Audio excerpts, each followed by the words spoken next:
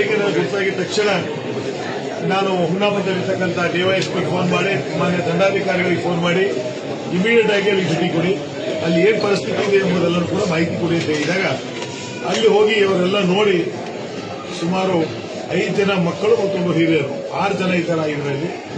ನಾನು ಅದೇ ಕೇಳ್ತಾ ಇದ್ದೆ, ನಾನು ಮತ್ತೆ ಪೊಲೀಸ್ ವರಿಷ್ಠಾಧಿಕಾರಿಗಳಿಗೆ ದೂರವಾಣಿ ಮೂಲಕ ಫೋನ್ ಮಾಡಿದಾಗ ಅವರು ಕೂಡ ಅದೇ ಹೇಳ್ತಾ ಇದ್ರು, ಇದು 2ನೇ ಬಾರಿ 4ನೇ ಬಾರಿಯಲ್ಲಿ ಆಗ್ತಾ ಇದೆ, ಅದೇ ಇದರಲ್ಲಿ ಆಗ್ತಾ ಇದೆ. ಇದು ಬಹಳ ಗಂಭೀರವಾದಂತಹ ಪ್ರಶ್ನೆ. ನಾನು ಸಚಿವರಿಗೆ ಕೂಡ ಹೇಳಿದ್ದೀನಿ, ಇದು ಬಹಳ ದೊಡ್ಡ ಪ್ರಮಾಣದಲ್ಲಿ ತನಿಖೆ ಆಗಬೇಕು. ಅದ್ರ ಜೊತೆಯಲ್ಲಿ ಇರ್ತಕ್ಕಂಥ ಮಕ್ಕಳು ಪಾಪ ಬಹಳ ಬಡವರು, ಇವತ್ತು ಅವರಿಗೆ ಸರ್ಕಾರ ವತಿಯಿಂದ ಎಲ್ಲ ಇದೇನು ಖರ್ಚು ವೆಚ್ಚ ಬರ್ತದೆ ಹಾಸ್ಪಿಟಲ್, ಅದೆಲ್ಲರೂ ಕೂಡ ಸರ್ಕಾರ ವತಿಯಿಂದ ತುಂಬಿಸಬೇಕು ಅಂತ ನಾನು ಮಾನ್ಯ ಉಸ್ತುವಾರಿ ಸಚಿವ ಈಶ್ವರ್ ನಾನು ಹೇಳಿದ್ದೆ. ಅವರು ಕೂಡ ಸ್ಪಂದಿಸಿ ಅವಾಗಲೇ ದೂರವಾಣಿ ಮೂಲಕ ಜಿಲ್ಲಾಧಿಕಾರಿಗಳಿಗೆ ಫೋನ್ ಮಾಡಿ ಈ ಖರ್ಚು ವೆಚ್ಚ ಬಗ್ಗೆ ಹೇಳಿದ್ದಾರೆ. ಇವತ್ತು ಎಲ್ಲಿ ಹೈದರಾಬಾದ್ನಲ್ಲಿ ಇರ್ತಕ್ಕಂಥ ಪೇಷಂಟ್ ಮತ್ತು ಶಿವಲಾಪುರದಲ್ಲಿ ಇಬ್ಬರು ಕೂಡ ಸ್ವಲ್ಪ ಗಂಭೀರತೆ ಇದೆ.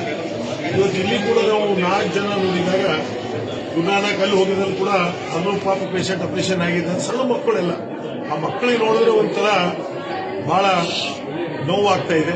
ಈ ಘಟನೆ ಬಹಳ ಗಂಭೀರತೆ ಸರ್ಕಾರ ತಗೊಂಡಿದೆ ಅಂತ ನಾನು ಭಾವಿಸ್ತೇನೆ. ಆದಷ್ಟು ಬೇಗನೆ ಯಾರೇ ತಪ್ಪಿಸ್ತಿರಲಿ ಅವ್ರ ಮೇಲೆ ಕ್ರಮ ಆಗಬೇಕು ಅಂತ ನಾನು ಒತ್ತಾಯ ಮಾಡ್ತೀನಿ.